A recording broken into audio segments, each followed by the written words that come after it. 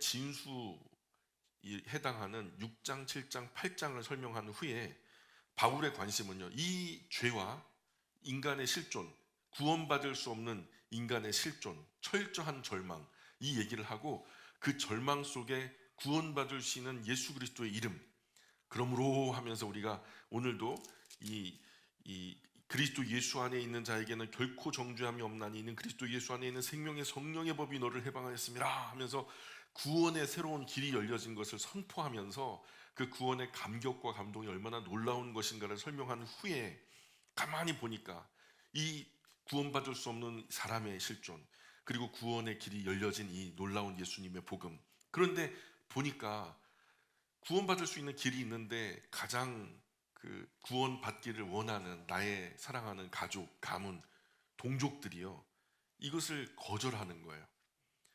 이스라엘 사람들이 이것을 거절함으로 열방의 사람들은, 이방인 중에는 전부 다 바울이 가는 곳마다 예수님의 복음을 전하면 다 믿는 거예요. 마음을 열고 예수님을 나의 구주와 주님으로 영접함으로 인해서 구원의 놀라운 이적이 벌어지고 있는데, 그런데 정작 자기의 동족은 자기가 복음을 전하는 것을 방해하고 회방하고 못 전하게 하고 그러고 있단 말이죠. 그래서 바울이 속에 있는 참 솔직한 마음을 성령님을 보증으로 삼아서 들려줘요. 내가 진심으로 말하는 거야. 내가 정말로 말하는 거야. 내 안에 정말 큰 근심, 그치지 않는 고통이 있어. 그 고통이 뭔 줄 알아? 그게 바로 뭐냐면 3절이에요. 3절 같이 읽어볼게요. 시작. 나의 형제 곧 고죽의 친척을 위하여 내 자신이 저주를 받아 그리스도에게서 끊어질지라도 원하는 바로라. 아멘. 이 나의 사랑하는 동족, 심지어는 바울은요, 바울이 예수 그리스도를 영접한 이후에 사랑하는 가족과 가문 안에서도 파문을 당했다고 여겨져요. 어떤 학자들은 바울이 결혼을 했을 거라고 생각해요.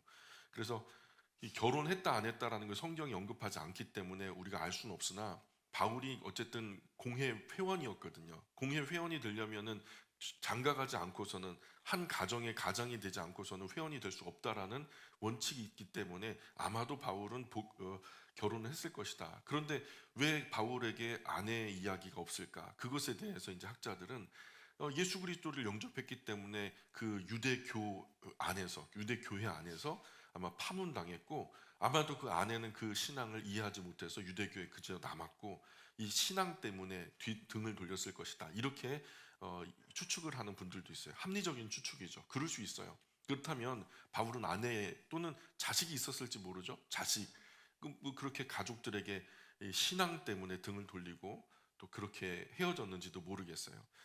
어쨌든 바울이요, 그런 사랑하는 가족, 가문, 그 모든 동족들에게 예수님의 복음이 전해져서 그 사랑하는 가족과도 하나 되기 원하고, 다 내가 지금 그들이 성경을 오해하고 있기 때문에 이것을 우리가 하나 될 수 없는 거잖아요. 그런데 이것을 다 이해하게 되면은 예수님의 구원의 놀라운 능력이 그 동족들에게도, 가족에게도, 자녀에게도, 아내에게도 전달될 텐데 이런 안타까움이 왜 없었겠어요? 그러니 심지어 여기서는 뭐라고 말하냐면, 내 자신이 저주를 받아서 그리스도에게서 끊어진다 해도 그들이 예수님의 복음을 좀 듣고 받아들였으면 좋겠다, 이런 갈망이 느껴지죠. 그래서 바울이 자신의 모든 서신을 통틀어서 이렇게 마음에 있는 굉장한 고통, 강렬한 고통을 고백한 것은 여기가 처음이에요. 다른 곳이 존재하잖아요. 이 부분이 유일하죠. 자신의 동족 이스라엘 민족이 마땅히 하나님께로부터 오는 은혜와 진리를 지구상에서 제일 먼저 받았잖아요. 여호와 하나님의 이름을 누가 제일 먼저 알았어요? 유대 민족이에요. 그래서 이 모든 열방 중에서 제일 먼저 복을 받아야 할 사람인 거죠. 그러나 이 사람들이 구약의 조상으로부터 실컷 수고는 다 했어요. 구원의 길이 인간의 가족, 인류에게 오는 그 길을 개척한 가정이, 그 가문이 유대 민족이란 말이죠. 그러나 이 사람들이 구약의 조상으로부터 실컷 수고는 해놓고는 하나님의 결정적인 은혜, 결정적인 구원의 선물, 메시아, 그리스도, 구원자가 오셨는데 그분을 알아보지도 못하고 그분이 자신을 밝혔는데도 거절하는 거예요. 그러니까 그 구원의 은혜 안으로 들어서려고도 하지 않고 그 길을 딱 가로막고 뒤에서 그 길을 들어오려고 하는 사람도 들어가지 못하게 만드는, 그 귀한 선물을 받으려 하지 않으니까 바울의 심령이 답답해 죽을 지경인 거죠. 너희들이 이렇게 나를 방해하고 회방할 게 아니라 나와 함께 열방에 이 귀한 예수 그리스도의 복음을 전해야 되는 민족이다. 구약으로부터 하나님께서 그렇게 예언해 오셨던, 선지자들을 통해서 그렇게 목숨 걸고 선포해 오셨던 그 구원자 예수 메시아 그리스도가 오셨다. 십자가를 지시고 구원의 길을 여셨다. 그러니 이것이 선포됨으로 말미암아 온 인류가 구원의 혜택을 받도록 우리가 나서서 제사장 나라로서의 사명을 감당해야 된다라는 것을 바울이 정말 애절하게 토로하고 있는 거죠. 예수님도 그러셨어요. 왜 너희들이 눈이 있는데 보지 못하냐, 귀가 있는데 듣지 못하냐 하면서 이 세대를 무엇으로 비유할까? 비유하건대 아이들이 장터에 앉아서 제 친구를 불러 이르되 우리가 너희를 향하여 피리를 불어도 너희가 춤추지 않고 우리가 슬피 울어도 너희가 가슴을 치지 아니하였도다 함과 같으니라. 그래서 세례 요한이 와가지고, 세례자 요한이 와서 하나님의 나라가 가까이 왔다, 메시아 예언을 한 거죠. 그러니 빨리 회개함으로 그 구원자 예수님 메시아 그리스도를 너희들의 구주와 주님을 영접함으로 구원의 길을 가라, 구원의 안으로 들어와라 하면서 예수님 그 세례자 요한이 슬피 울며 곡을 한 거죠. 근데요, 뭐 이렇게 재수 없는 얘기를 해 하면서 거절했단 말이에요. 세례자 요한도 거절했어요. 그런데 예수님이 오셨죠. 메시아 대신 예수님이 오셨어요. 그리고 잔치와 같은 일이 벌어진 거죠. 제자들은 기뻐해요. 그분의 복음의, 하나님 나라의 복음, 그 구원의 복음을 들은 자들은요 영혼의 자유를 누리는 거예요. 참 죄인 된 사람들이 참 의인으로서 내가 이루지 못했던 그 의를 내가 힘입고 예수님 안에서 참된 자유를 누리는데, 정작 그 일에 나서야 되는 종교 지도자들, 유대교의 가장 그 핵심 인물들, 장로들은요 이것에 대한 눈이 어두우니까요. 그토록 기다리던 메시아 그리스도 구세주 예수님이 오셨는데도 춤추지 않아요. 세례자 요한이 회개하라 천국이 가까웠다 해도 곡하지 않아요. 열방 중에 제일 먼저 메시아를 보고 천국이 선포되었음에도 대면대면하죠. 예수님도 바울도 답답한 거예요. 그래서 제일 먼저 춤추고 환영해야 할 백성이 이 귀한 복음을 받지 않고 거절하고 다른 사람, 다른 민족도 듣지 못하게 방해하고 회방하고 있으니까요. 혹시 그런 적 없으세요? 우리가 살면서 얻은 귀한 것들 우리 자녀에게 정말 주고 싶죠. 그래서 우리가 고생해서 얻었던 어떤 이 사회적인 것들 우리 자녀들에게 꼭 물려주고 싶은 거예요. 이건 너무 소중하고 이것을 우리가 손으로 넣기까지 얼마나 어렵고 힘든 과정이 있다라는 것을 아는 부모님들은 그런 그 과정들을 최소화시키고 우리 자녀들에게 귀한 것들을 주고 싶어요. 예를 들어 철없는 자녀가 이것을 얼마나 귀한 것인지 모르고 받지 않는다면 그것이 참 안타까운 심정일 텐데, 우리 부모님 세대에 배움 없는 서러움이 얼마나 큰지 알아서 죽자 사자 막 버티고 견뎌서 자녀에게 배움의 기회를 더없이 줬단 말이에요. 근데요, 이 아이들이요 학교 가서 또는 학원 가서 그 비싼 학비를 대가면서 거기 안에서 졸미어 잘세, 그러면 얼마나 답답하겠어요. 이게 어떻게 얻은 기회인데, 사랑하는 남편, 아내, 자녀, 부모, 일가, 친척 끝끝내 이 구원의 복음을 안 받아요. 이게 어떻게 얻어진 이 구원의 복음인데, 어떤 희생으로 이루어진 이 놀라운 구원의 복음인데 거절하고 고집을 부려요. 어떻게 해요? 어떻게 해요? 그럼 뭐 때리지도 못해요. 인격이라 강제로 모가지 비틀어서 데려오지도 못해요. 이처럼 큰 고통이 없죠. 어떻게 할 수가 없어요. 그냥 우리 뭐 자석이 언제나 갖다 대면은 끌어당기는 힘이 있는 것처럼 그리스도인은요 언제나 아직 예수님의 복음 안으로 들어오지 못한 사람들에게는요 조곤조곤 제한함으로 인해서 그리스도 예수 복음 안으로 들어오게끔 우리가 그런 서비스를 해야 되는 사람들이에요. 그래서 먼저 구원받은 사람들의 사명이 바로 그런 거란 말이죠. 그래서 바울이 그런 거 참 안타까워요. 전 목회자의 자녀고요. 저도 목회자가 됐지만 참 신앙으로 굳게 서지 못한 자녀를 보면은 안타깝죠. 그죠? 내가 목사인데 내 자녀가 말 그대로 세상에서 막 난잡하게 살고 더럽게 살고 추악하게 살고 온갖 죄 다 범하면서 산다고 생각해봐요. 그럼 그 구원의 은혜를 의심하는 것이 나의 자녀가 된다면 뭐 하나님이 있기나 해? 뭐 예수님이 나를 죽었다는 거 어떻게 믿어? 하면서 이런 식으로 신앙의 근본적인 어떤 의구심에 대해서 의심하는 것은 좋으나 거절하고 그리고 부정하게 된다면 얼마나 큰 고통이 있겠어요. 그죠? 정말로 강제로 내 자녀니까 뭐 강제로 뭐가지 막 이렇게 잡아가지고 끌어다 앉혀요? 그럴 수 없잖아요. 하나님도 강제하지 안 하는데 우리가 어떻게 우리의 자녀라고 강제할 수 있겠어요? 그러니 이런 부분에서 하나님께서 은혜 주지 않으면 정말이지 말이 안 통해요. 바울의 동족은 거의 대부분 이 구원의 은혜인 예수 그리스도의 복음을 받아들이지 않았어요. 이방인은 기쁨으로 이 구원의 선물을 받는데 유대인은 안 받아요. 원래는 제일 먼저 받아서 제일 먼저 기뻐하고 가장 행복해야 될 사람들이 안 받고 거절하죠. 이 구원의 복음을 전하는 이 자리에 정작 우리 교회 가족들은 설교 길다, 이렇게 오늘은 이렇게 늦게 끝나냐 막 이러는데, 유튜브를 통해서 가끔씩 그 이메일을 보내오시는 분들은 목사님 오늘도 은혜 많이 받았습니다 이렇게 한단 말이에요. 참 아이러니하죠.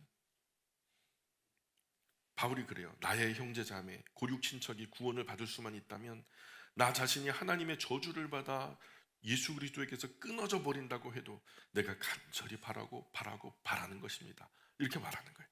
어때요? 바울의 심정이 좀 이해 가요? 여러분, 가정 안에서 나의 남편 또는 나의 아내, 나의 사랑하는 자녀, 나의 사랑하는 부모님이 아직 예수님을 알지 못하는 그런 가족들 있나요? 그럼 이 마음을 느낄 거예요.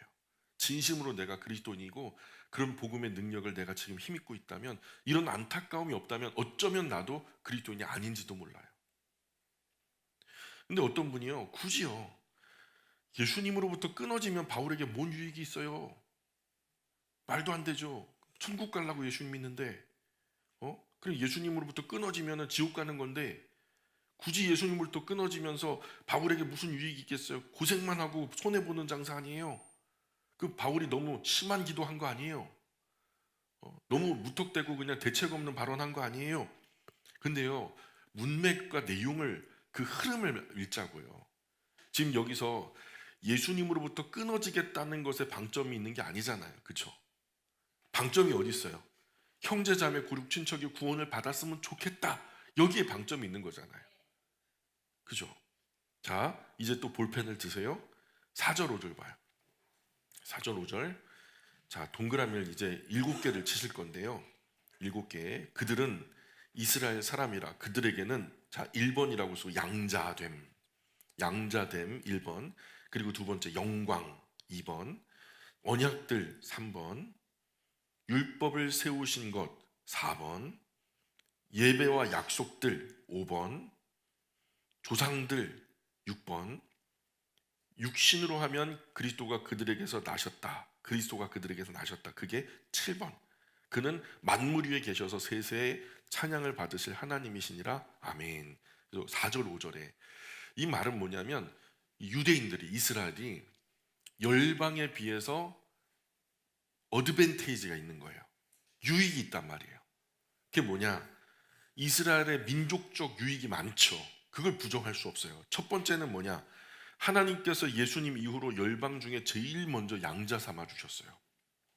양자 삼아 주셨다는 거예요. 맏아들이 되게 하신 것은, 왜 맏아들이 되게 하셨다고 지난주에 우리가 나눴죠? 다른 구원받을 사람들의 본이 되게 하기 위해서 우리를 맏아들이 되게 하셨다. 그래서 유대인들은 먼저 예수님의 복음을 받아들이고 그들이 맏아들이 되어서 뒤에 구원받는 동생들을 잘 바른 신앙으로 이끌어야 할 사명이 있다. 이게 양자됨이거든요. 두 번째, 다른 민족은 하나님의 영광을 보지도 듣지도 못했죠. 그런데 그들은 그들 역사 속에 하나님의 영광을 직접 보고 듣고 경험한 민족이에요. 하나님이 자기의 이름을 가르쳐 주시고 그들이 그 음성을 듣고 그분이 하시는 일들을 눈으로 목격했잖아요. 이집트에서 10가지 재앙, 홍해가 물이 갈라져가지고 벽이 되어서 쌓이고 마른 땅을 건너고 반석에서 물이 터지고 하늘에서 양식이 내리고, 한번 생각해 보세요. 이런 민족이 어디 있었냐고요. 나중에는 대면하여 그들과 함께 대화했던 하나님이 어디 있냐라고 말해요. 민족적 유익이 분명히 있죠. 그리고 세 번째, 성경 안에 나타난 옛 언약도 결국 열방의 대표로 누구를 세우신 거예요? 모든 민족이 있었지만 그 중에 제사장 나라 삼으신 대표 민족이 바로 이스라엘 민족과 체결했단 말이죠. 그리고 네 번째로 그 결과 하나님께서 내려주신 이 성경, 그 특별 계시가 참 하나님의 사람들이 살아갈 구별된 방법, 그 거룩한 방법인 율법과 율법, 그죠? 계명과 율법을 이스라엘 통해서 인류에게 전달한 거예요. 먼저 받은 사람이 누구예요? 이스라엘이 먼저 받았단 말이에요. 그래서 우리가 표창을 받을 때도 사단당 표창 받을 때 앞에 대표 훈련병이 딱 나오잖아요. 표창을 주면은 뒤로 돌아가고 인사한단 말이에요. 한 사람 받았지만 나머지 다 받았다라고 여기는 거죠. 그 대표로 받는 사람. 그게 바로 이스라엘 민족이었단 말이에요. 그래서 다섯 번째로 이스라엘 손에 들려진 이 성경을 통해서만 하나님의 이름을 알 수 있고, 그죠? 뭔가 우리 안에 영적인 본성은 있어서 섬겨야 된다. 우리보다 큰 존재가 있다는 것은 알아요. 그게 영성이라고 하고 또 신심이라고 하는데, 근데 그런 것들이 온 열방 속에 모든 시민 속에 다 있어요. 그런데 그분이 바로 누구냐라는 것을 아는 것은 이스라엘 민족의 손에 들려진 성경을 통해서만 알 수 있는 거예요. 여호와 하나님 스스로 있는 분, 그분의 이름을 우리가 이 성경을 통해서 알게 되거든요. 근데 그리고 그 성경을 통해서 인간의 실존을 배우게 되고, 그리고 구원받을 수 없는 인간의 실존 속에 구원의 길이 열렸다라는 것을 성경을 통해서 배우게 되는 거죠. 그래서 하나님께 나아갈 바른 예배의 방법을 누구를 통해서 알 수 있어요? 이스라엘 손에 들려진 성경을 통해서 알 수 있단 말이에요. 여섯 번째로 이런 성경과 언약과 율법, 이 계명, 율법의 당사자가 우리 대한민국 조상이었으면 좋겠죠. 그죠? 어떤 분들이 우겨요. 저 경주에서 뭔가 발견됐는데 물고기 표시가 나왔다고. 그게 사실은 우리 조상이 그리스도인이었다라는 증거래요. 그래서 막 뭐 계속 우기는데요. 좀 우기는 분들은 어쩔 수가 없어요. 그냥 내버려 둬야지. 근데 정말 대한민국 조상이 그렇게 믿음 언약의 조상이었으면 좋았을 텐데 이스라엘 조상이 그들이란 말이에요. 그리고 마지막 일곱 번째로 인류의 메시아 그리스도의 구주 예수님이 어느 나라 사람으로 오셨죠? 우리나라 사람으로 오지 않았잖아요. 어느 나라 사람으로 왔어요? 이스라엘 사람으로 오셨거든요. 그런 것들이 유익이죠. 이게 불행이에요, 유익이에요? 참 유익이에요. 이 모든 것은 이스라엘이 잘나서 주신 것들이 아니라는 거죠. 이런 이스라엘의 여러 유익한 것들로 인해서 영광을 받으셔야만 한다면 마땅히 만물 위에 홀로 충만하신 하나님, 영원 무국 세세토록 찬송 받으실 하나님은 오직 유일하신 우리 하나님밖에 없는 거죠. 이스라엘이 잘나서 이런 것들을 어드밴티지를 받은 게 아니에요. 이런 유익을 받은 게 아니라고요. 하나님이 은혜로 선물로 주신 것들이니까 영광 받으셔야 된다면 바울은 그런 거예요. 바울이 생각할 때 영광 받으셔야 된다면 하나님인 거예요.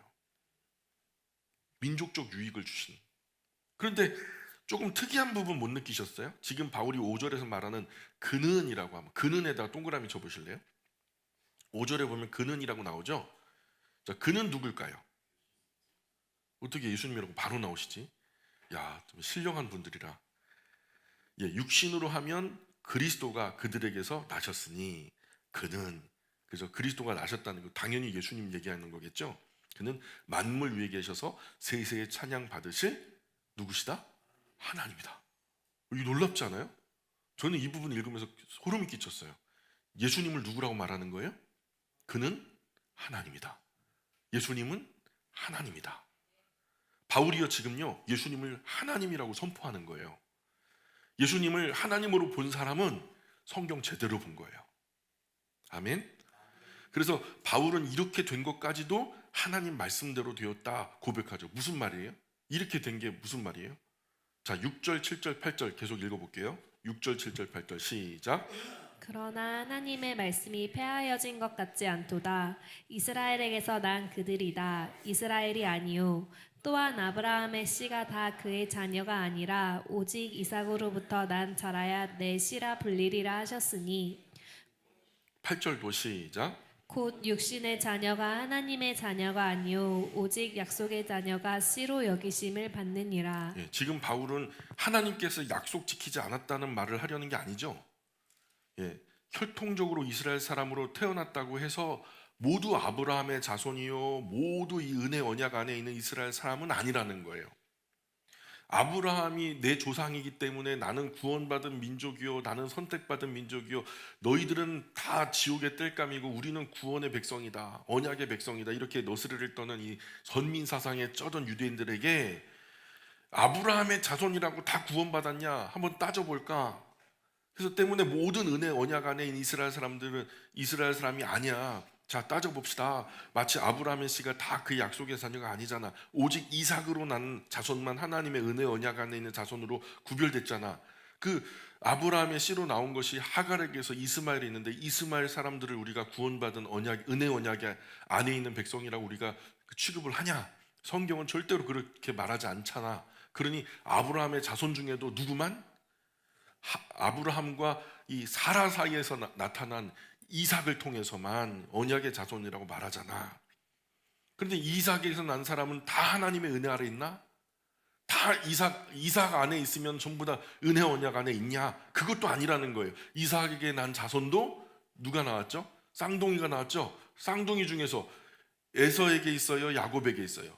이 은혜의 언약이 야곱에게 있었단 말이에요.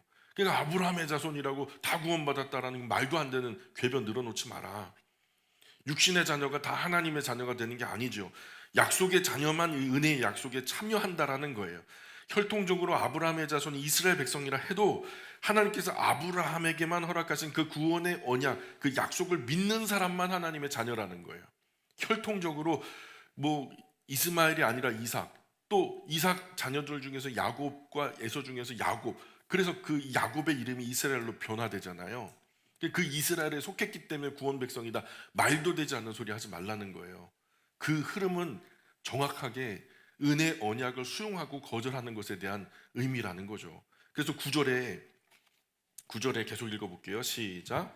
약속의 말씀은 이것이니 명년 이때에 내가 이르리니 사라에게 아들이 있으리라 하심이라. 예, 확실히 하갈에게서 난 이스마엘은 아니죠. 예, 아브라함 씨라도 모두 은혜 언약 안에 있는 것이 아니죠. 꼭 하나님께서 약속해 주신 100세 아브라함과 90세 사라에게서 낳은 유일한 자식 이삭으로부터 비롯해야 진짜 은혜 언약의 자손이라고 말하는 거예요. 10절 계속 읽어볼게요. 시작. 그뿐 아니라 또한 리브가가 우리 조상 이삭 한 사람으로 말미암아 임신하였는데. 예, 이삭이 태어나서 성장해서 결혼하죠. 그런데 쌍둥이를 낳죠. 근데 한 배에 야곱과 에서가 나와요. 근데 아직 태어나지도 아무 착한 일이나 악한 범죄를 한 것도 아닌데 누가 선하고 누가 악해요? 야곱이 선해요? 에서가 선해요? 거꾸로 물어볼까요? 야곱이 악해요? 에서가 악해요? 태어나지 않았는데 어떻게 선하다 악하다 그래요? 억울하잖아요? 자, 그런데 11절 12절 계속 읽어볼게요. 시작. 그 자식들이 아직 나지도 아니하고 무슨 선이나 악을 행하지 아니한 때에 택하심을 따라 되는 하나님의 뜻이 행위로 말미암지 않고 오직 부르시는 이로 말미암아 서게 하려 하사 리브가에게 이르시되 큰 자가 어린 자를 섬기리라 하셨나니. 쌍둥이가 태어나기 전 아무 선악간에 판단할 근거가 없을 그때에 하나님께서 일방적으로 선택하셔서 큰 자가 어린 자를 섬기리라 말씀하셨죠. 여기서 큰 자는 누구예요? 큰 자, 에서, 작은 자, 야곱이었죠. 그리고 하나님 말씀대로 그렇게 되었어요. 13절 계속 읽어볼게요. 시작. 기록된 바 내가 야곱은 사랑하고 에서는 미워하였다 하심과 같으니라. 예, 이게 말라기 1장에 나와요. 야곱은 사랑하고 에서는 미워했다. 야곱은 취하고 에서는 버렸다. 야곱은 선택하고 에서는 선택하지 않았다. 이런 말도 되죠. 자, 14, 15, 16절 시작. 그런즉 우리가 무슨 말을 하리요? 하나님께 불의가 있느냐? 그럴 수 없느니라. 모세에게 이르시되 내가 긍휼히 여길 자를 긍휼히 여기고 불쌍히 여길 자를 불쌍히 여기리라 하셨으니 그런즉 원하는 자로 말미암음도 아니요 다른 박질하는 자로 말미암음도 아니요 오직 긍휼히 여기시는 하나님으로 말미암음이니라. 예, 그러면 하나님은 편협하고 불공평한 분인가요? 절대 그렇지 않죠. 원한다고 되는 것도 아니죠. 노력한다고 되는 것도 아니죠. 열심히 다름질한다고 되는 것도 아니라는 말이에요. 그러니까 우리의 구원은 우리가 하는 게 아니에요. 그저 하나님께서 긍휼히 여길 만한 사람을 긍휼히 여기시고 불쌍히 여길 만한 사람 불쌍히 여긴다는 말이죠. 선택과 유기, 구원과 버려짐 모두 하나님의 주권 영역이라는 거예요. 하나님의 주관이라는 거예요. 오늘 아침 여러분 옷 입고 온 옷도 수많은 그 옷장 안에 옷 중에서 취사 선택해서 하나 입고 오셨죠. 옷들 입장에서 주인님 왜 쟤는 그렇게 편협하세요? 쟤는 입고 나는 안 입고 3년이 지났는데 나는 그냥 뭐 대면 하고 그럴 수 있어요? 주인님 어떻게 그렇게 편협하세요? 그렇게 옷 입장에서 그럴 수 있어요? 옷들의 주인은 나고 내 주관으로 입고 싶은 옷 골라서 못 입어요? 얼마든지 그럴 수 있는 거잖아요. 그 내 주권이에요. 옷장 속에 있는 옷 내가 안 입고 싶으면 안 입어버리고 입고 싶으면 입는 거 내 주관이라고요. 쌍둥이 형제 야곱과 에서의 경우를 보세요. 훗날 보면 에서 자손이 악하게 사는 건 사실이죠. 그러나 하나님 볼 때, 여러분 볼 때도 야곱이 선하게 살았나요? 그리 선하진 않았거든요. 야곱의 자손 이스라엘이 착하게 살았나요? 결론적으로 말하자면 아니라고요. 선지서 마지막 부분에 보세요. 세상 그 어떤 열방 사람들보다도 하나님의 마음을 가장 아프게 한 민족이 이스라엘이었어요. 사실 선악간에 판단하자면 누가 더 악하냐 덜 악하냐 하면 도토리 키재기죠. 나쁘기로 말하면 다 똑같아요. 어떤 분은 하나님께서 전지전능하시기 때문에 야곱이 착하게 살았을 것을 미리 아셨고 에서는 악하게 살 것을 미리 아셨기 때문에 그렇게 선택하셨다라고 말해요. 그래서 야곱을 선택하고 에서를 실어버렸다. 감리교회에서 이렇게 말해요. 예지 예정을 주장하면서. 그러나 저는 그렇게 생각하지 않아요. 존 칼빈이 예지 미리 아는 것은 조건에 의한 선택이 아니다. 하나님 절대 주권 영역이고 하나님의 자유로운 선택이라고 말해요. 그건 하나님 마음이다. 저는 이 말에 공감해요. 그것은 예지 예정이냐 예정 예지냐 이거 주님 부르신 그날까지 우리가 논쟁해봤자 끝이 안 나요. 그런데 그것도 거기서 그냥 거기죠. 선택받은 야곱이나 선택받지 않은 에서나 다 한 가지로 죄인이에요. 그래서 진짜 선택받은 사람은 하나님 보좌 앞에 가야 알아요. 마지막 심판대 앞에 가서. 나중에 그러잖아요. 아, 내가 주님의 이름으로 막 그냥 귀신도 쫓아내고 막 주님의 이름으로 선지자 노릇도 하고 막 그랬. 야, 네가 누구냐 할 자가 많다라니까요. 내가 구원받았다라고 착각하는 사람이 적지 않다니까요. 이 한국교회 안에도. 어떤 사람은 정말 착해요. 누가 봐도 착해요. 야, 진짜 법 없이도 살 사람이다. 사람들로부터 인정받는데 선택받지 못한 사람들도 있어요. 우리가 볼 땐, 우리 사람이 볼 땐 조금 더 선하고 조금 악하고 조금 착하고 조금 못됐다 뿐인데 어떤 사람 조금 악해서 죄도 조금 짓고 그래서 겸손한 사람이 있어요. 내가 죄인이요.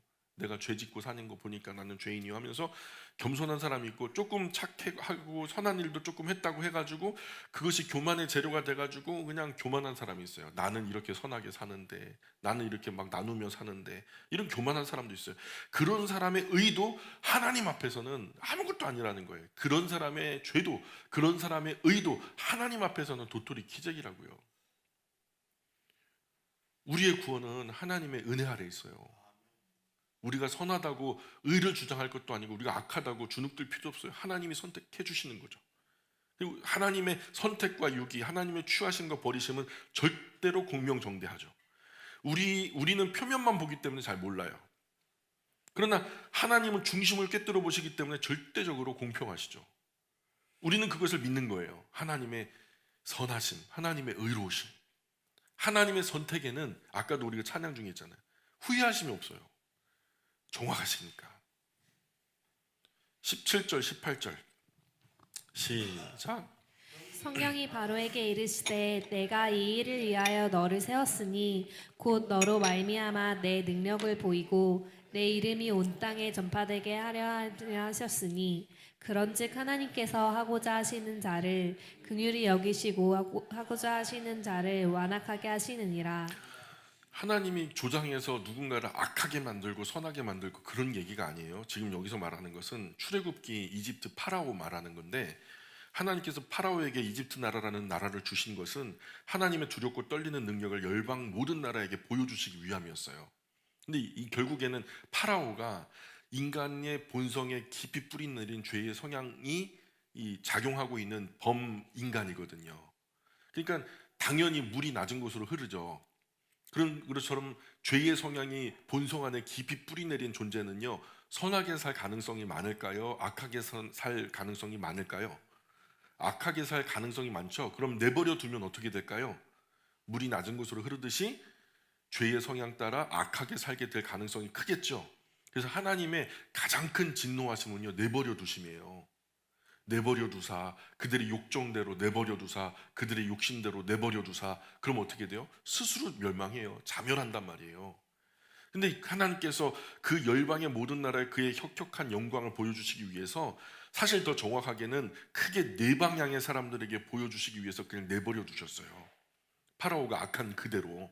하나님께 대적하는 그 모습 그대로 내버려 두셨다는 거예요. 그럼 누구에게 보여주시기 원하셨을까요? 하나님이 10대 1로 그냥 막 싸워가지고 막 결국에는 승리하며 영광의 이름을 높이는 그것을 누구에게 보여주시기 원하셨을까요? 첫 번째는 이스라엘, 두 번째는 이집트, 세 번째는 그 두 싸움을 구경하는 열방의 나라들, 네 번째는 이 글을 읽고 있는 저와 여러분.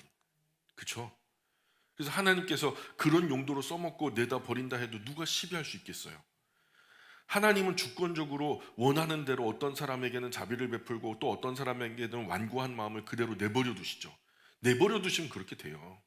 하나님이 조장하는 게 아니라니까요. 그런데 어떤 사람들은 19절처럼 반발해요. 아니 왜 하나님이 그렇게 정해놓고 진노하십니까? 하나님이 그렇게 악하게 만들어 놓고, 하나님이 악하게 만든 게 아니에요. 내버려 두면 그렇게 된다니까요. 19절 20절 시작. 혹 내가 내게 말하기를 그러면 하나님이 어찌하여 허물하시느냐 누가 그 뜻을 대적하느냐 하리니 이 사람아 내가 누구이기에 감히 하나님께 반문하느냐 지음을 받은 물건이 지은 자에게 어찌 나를 이같이 만들었느냐 말하겠느냐. 예. 사람들이 그래요. 왜 하나님이 그렇게 거역하도록 내버려 두시고 또 거역한다고 진노하십니까? 그들은 하나님이 정해 놓으신 대로 한 거 아닙니까? 당연한 건데. 물이 낮은 곳으로 흐르듯이 악한 사람 그대로 내버려 두니까 악한 짓 한 거 그거 왜 그럴 걸 또 진노하십니까? 이런 말 하죠. 그러나 그렇게 하신다고 감히 하나님 비난할 사람 누구냐는 거예요. 바울의 결론은 세상 그 누구도 하나님께 그렇게 대적하며 따져 물을 자격이 있는 사람이 있다 없다? 없다. 사람이 아무리 잘나고 똑똑하고 의로워서 논리적으로라도 처음 지음받은 존재가 지은 자에게 따져 묻고 반박할 수 없다라는 거예요. 왜 나를 이렇게 만드신 건데요? 말할 수 있겠냐는 거예요. 그래서 바울이 예를 들죠. 자, 21절 시작. 토기장이가 진흙 한 덩이로 하나는 귀히 쓸 그릇을 하나는 천이 쓸 그릇을 만들 권한이 없느냐 만일 예. 진흙으로 그릇 만드는 토기장이 진흙 한 덩이, 똑같은 진흙이에요. 한 뭉치로 있었어요. 그걸 한 덩이를 뚝 떼가지고 하나는 귀하게 쓸 그릇, 또 다른 진흙 한 덩어리는 천하게 쓸 그릇을 만들 권리가 없냐는 거죠. 있어요, 없어요? 있죠. 그러니 아무도 만유를 창조하신 창조주 하나님 앞에 입을 열어 왜 그러시는 건데요? 라고 따져 물을 사람이 있어요, 없어요? 없다는 거예요. 그런 이치로 22, 23, 24 계속 읽어볼게요. 시작. 만일 하나님이 그의 진노를 보이시고 그의 능력을 알게 하고자 하사 멸하기로 준비된 진노의 그릇을 오래 참으심으로 관용하시고 또한 영광받기로 예비하신 바 긍휼의 그릇에 대하여 그 영광의 풍성함을 알게 하고자 하셨을지라도 무슨 말을 하리요. 이 그릇은 우리니 곧 유대인 중에서 뿐만이라 이방인 중에서도 부르신 자니라. 아멘. 하나님께서 그분이 얼마나 진노하셨는지, 그분의 힘이 얼마나 크고 위대하신지 그 진노와 힘을 보여주시려고 그 악한 사람들을 활용하실 권리가 없나요? 원래 악한 그들을 악한 그대로 활용하실 권리가 없냐는 거예요. 그러나 하나님은 이런 악한 사람들을 지금까지 줄곧 오래 참아만 오셨어요. 긍휼히 여기시고, 같은 이치로 하나님은 지금까지 유대인 이방인 가리지 않고 큰 자비와 은혜를 베풀어 주셨죠.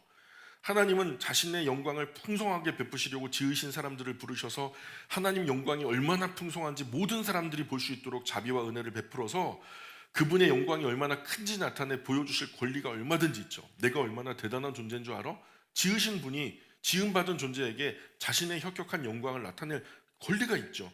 그분의 진노와 힘도, 그분의 자비와 은혜도, 그분의 영광도 스스로 만들어 땅 위에 두신 피조물로 하여금 취사 선택하셔서 나타내 보여줄 권리가 얼마든지 있죠. 예. 그래서 바울이 호세아서를 인용해요.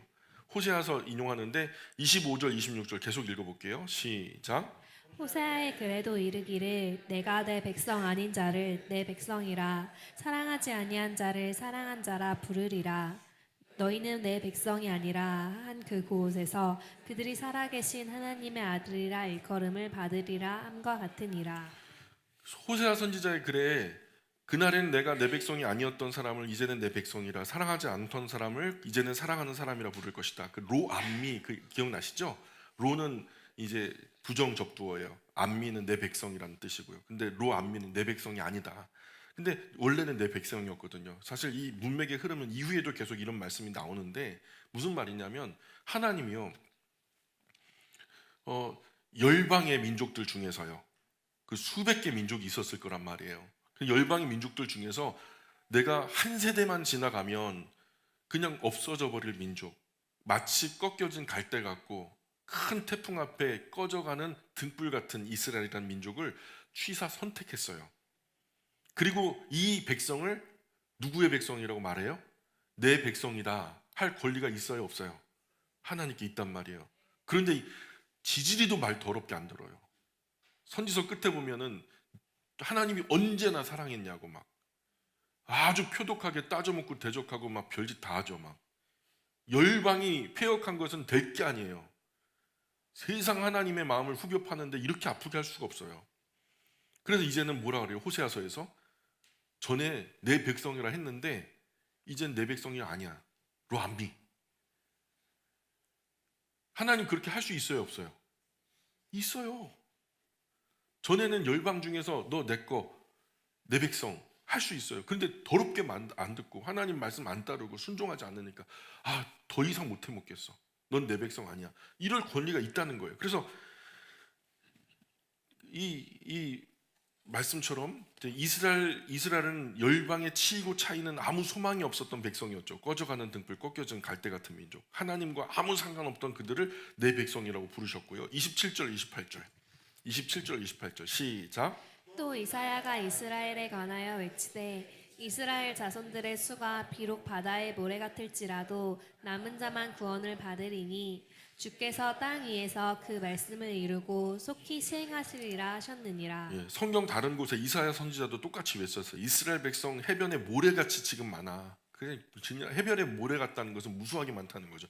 근데 지극히 적은 수만 남아서 구원을 얻을 거야. 진짜 내 백성이 되는 것은 지극히 소수라는 거예요. 그렇게 우리 주님 하나님은 그들을 소멸시키기로 이미 작정하셨다는 거죠. 결국 하나님께서 말씀하신 대로 그분의 뜻대로 다 이루어졌죠. 자, 그래서 29절 계속 읽어볼게요. 29절 시작.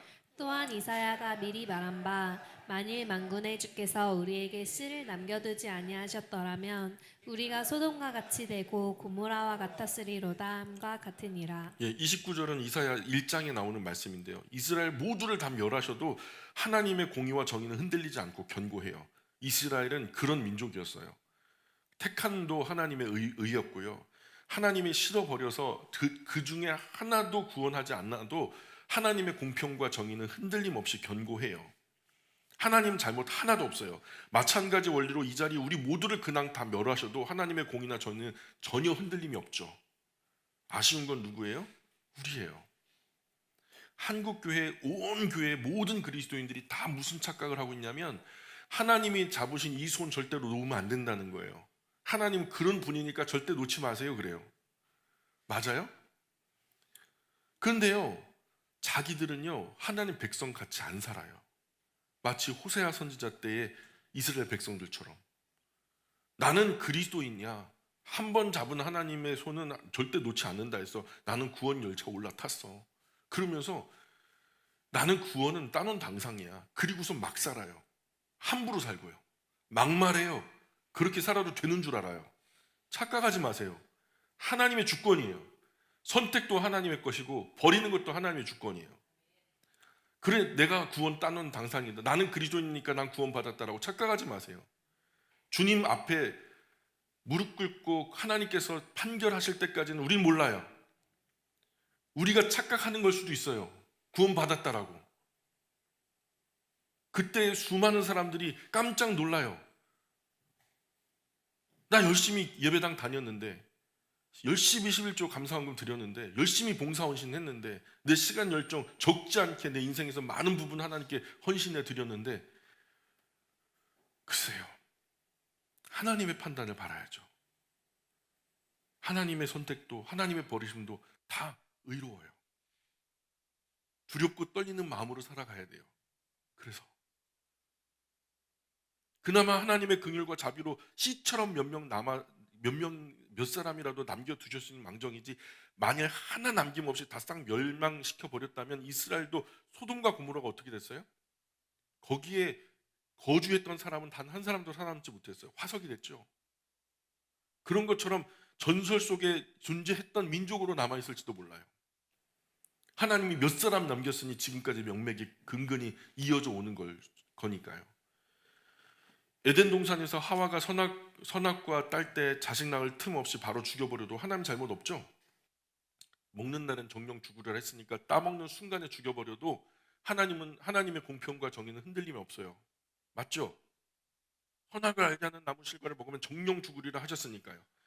아담이 죽어버리면 우리도 세상에 없죠. 그죠? 하나님은 사람에게 의지의 자유, 선택의 자유를 사람에게 주셨잖아요. 그런데 그런 의지의 자유, 선택의 자유로 망할 마귀를 선택했으니까 같이 망하는 거죠. 이제 멸하고 망하고 하나님의 공의 정의는 흔들림 없이 경고하죠. 그중 몇 사람을 긍휼히 여기고 그중에 몇 사람에게 은혜를 베푸시고 그중 몇 사람에게 구원을 하신다고 누가 하나님께 감히 시비를 걸 수 있겠냔 말이에요. 다 죽어버릴 인간들에게 구원의 은혜를 베푸신다고 그거 가지고 시비를 거는 사람들이 상식적으로 맞냔 말이죠. 하나님의 공의와 정의를 위해서 자비와 긍휼 몇 스푼 부어가지고 몇 사람 구원하고 건져주는 거, 이거 아무 잘못 없는 거예요. 하나님 앞에는 오히려 감사할 일이죠. 30절, 31절, 32절 계속 읽어볼게요. 30, 31, 32 시작. 그런즉 우리가 무슨 말을 하리요? 의를 따르지 아니한 이방인들이 의를 얻었으니 곧 믿음에서 난 의요. 의의 법을 따라간 이스라엘은 율법에 이르지 못하였느니 어찌 그리하냐? 이는 그들이 믿음을 의지하지 않고 행위를 의지함이라 부딪힐 돌에 부딪혔느니라. 이런 사실에 대해 우리가 무슨 말을 보탤 수 있을까요? 보탤 말 없어요. 하나님의 주권이에요. 우리가 감히 어떻게 하나님 선택과 버리심에 말을 섞어? 이거는 그 뭐라 그러죠? 그 월권이에요. 월권. 우리의 권한을 넘어서서 하나님 것까지 건드리는 월권이에요. 이거는 진짜 범죄죠. 당시 이방 사람은 하나님을 찾지도 않았죠. 그런데 하나님은 그들에게 죄 용서의 기회를 주셨죠. 그런데 이스라엘은 하나님 율법을 열심히 지켜서 하나님과 올바른 관계를 가지려고 노력했지만 결국 그렇게 되지 못했어요. 왜 이런 결과가 됐을까요? 하나님을 향한 진실한 사랑에 근거해서 참되게 충성한 게 아니에요. 마음의 중심이 하나님을 사랑함으로 그 사랑의 기인에서 행동이 따라간 게 아니라는 거예요. 율법만 지키면 구원받는다라고 착각했기 때문이에요. 행위가 먼저 간 거예요. 그래서 겉으로 행위만 가지고 될 줄 알았던 거죠. 그들이 그들의 그 율법에 걸려 넘어져서 걸리는 돌, 부딪히는 돌이 된 거예요. 구원에 근거된 구원의 반석이 아니라 거치는 돌, 파멸을 위한 부서지는 돌이 된 거죠. 33절 계속 볼까요? 33절 시작. 기록된 바 보라 내가 걸림돌과 거치는 바위를 시온에 두노니 그를 믿는 자는 부끄러움을 당하지 아니하리라 함과 같으니라. 예, 하나님은 이미 성경에서 이렇게 경고하셨죠. 내가 시온산 위에 튼튼한 주춧돌을 놓겠다. 그 머릿돌에는 이렇게 기록되어 있다. 누구든지 하나님을 의지하는 사람은 멸망하지 않는다. 멸망하지 않는다. 하나님을 의지한다라는 말, 하나님을 사랑한다라는 말과 통용할 수 있어요. 하나님을 사랑하는 사람들. 이 돌이 뭐예요? 시온산 위에 높이 들려진 그 돌, 예수님이죠. 예수님, 즉 구원의 반석이 바로 예수님이죠. 동시에 예수를 영접하지 않은 자들에게는 심판의 돌이 되는 거죠. 거치는 돌. 예루살렘 한가운데 서 있죠. 예수님 엄청나게 잘생겼거나 막 큰 능력이나 대단한 배경을 우리에게 자랑하지 않으셨어요. 세상적으로 볼 땐 고운 모양도 없고 풍채도 없고 흠모할 만한 어떤 아름다운 구석도 없었죠. 그저 마른 땅에서 삐져나온 마른 줄기처럼 초라하기 짝이 없었어요.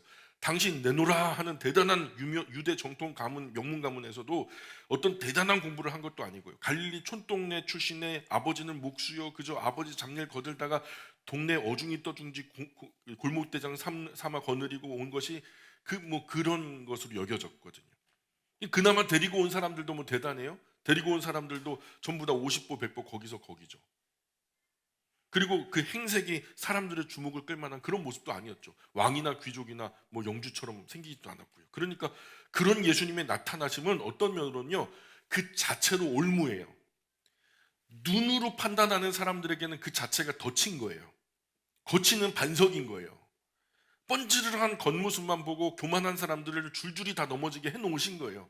예수님의 초라한 행색을 보면서 그 행색에 미리 선입견으로 판단함으로 말미암아 그들 스스로가 심판을 받는 거죠. 사람을 외모로 취하는 사람 같으면 그냥 미끄러져 넘어지는 거예요. 예, 겉모습 보고 판단했으니 예수님을 이미 거절한 거니까 그 자체로 심판인 거예요. 예수님은 외형적으로는 아무것도 내세울 것이 없도록 해놓으신 거예요, 원래 장치를. 그래서 어떤 면에서는 예수님께서 그렇게 초라한 모습으로 나타나는 것 자체가 교만한 사람에게는 그 자체로 스스로 심판이 되게 해놓으신 거라고. 그래서 그런 외형에도 불구하고 예수님을 구주와 주님을 영접하는 사람들에게는 거치는 돌, 채이는 돌이 아니라 구원의 반석이 되게 하신 거예요. 참 감사한 게요. 1세기 당시에 내가 태어나지 않아서 예수님의 그 초라한 행색을 보지 않은 것이 저는 참 감사해요. 저도 그들과 다르지 않거든요. 비주얼에 약해요. 보여지는 거. 준수한 외모, 훤칠한 키, 그리고 뭐 굴곡 있는 여성미, 또 막 그냥 막 육체미, 남자의 어떤 그런 모습, 존재적으로 비주얼이 주는 어떤 그런 압박감이 있죠. 이 존재적으로 뭔가 다른 것 같고, 그런 부분에서 보여지는 것에 약한 거예요. 보암직도 하고, 그죠? 태초로부터 우리 안에 눈으로 인해서 이 정욕이요 우리를 유혹하고 미혹해요. 그것을 넘어서야 되는데 그렇게 넘어서질 못해요. 그 안에 있는 본질을 봐야 되는데 내 옆에 있는 이 아내, 나만 생각해주고 나를 깊이 위해주는 이 아내를 보지 않고 막 길거리에 돌아다니는 막 연예인 같은 여자들을 이렇게 본단 말이죠. 이게 우리가 약하다는 거예요. 눈 비주얼적으로. 예수님은 외형적으로 아무것도 내세울 것이 없이 그렇게 해놓으셨어요. 그런 외형에도 불구하고 예수님을 구주와 주님으로 영접하는 사람, 거치는 돌, 채이는 돌이 아니라 구원의 반석이 되게 하셨고, 그러나 그런 외형에 깜빡 속아 넘어가서 예수님을 하찮게 여기는 사람들에게는 거치는 돌, 채이는 돌, 심판의 돌, 멸망의 돌이 된 거죠. 이 뜨인 돌에 부딪혀 산산이 부서져 멸망되는 것이죠. 엄청나게 높은 산처럼 되어 있어요. 그 새 타작기가 되어 완전히 들판이 되게 만들어 버리는 거죠. 예수님 앞에 거치는 모든 존재는 다 산산이 부서져 없이 돼요. 바람에 나는 겨와 같도다. 악한 것들은 그래요. 마지막 심판의 날에 예수님을 영접한 자와 영접하지 않은 자는 각각 구원과 버려짐을 당할 거예요. 한 사람에게는 구원의 반석이 되어서 이 영광을 얻고 그 반석 위에 든든히 세워지게 될 거고요. 다른 한 사람에게는 돌이 되어서 멸망을 당하게 되겠죠. 이 자리에 모든 분은요, 예수님을 나의 구주와 주님으로 바르게 영접해서, 진심으로 영접해서 나의 지와 정과 의지, 나의 전 존재가 활짝 열고 예수님을 나의 구주와 주님으로 바르게, 정확하게, 진실하게 영접해서 구원의 반석이 되기를 주님 이름으로 축복합니다.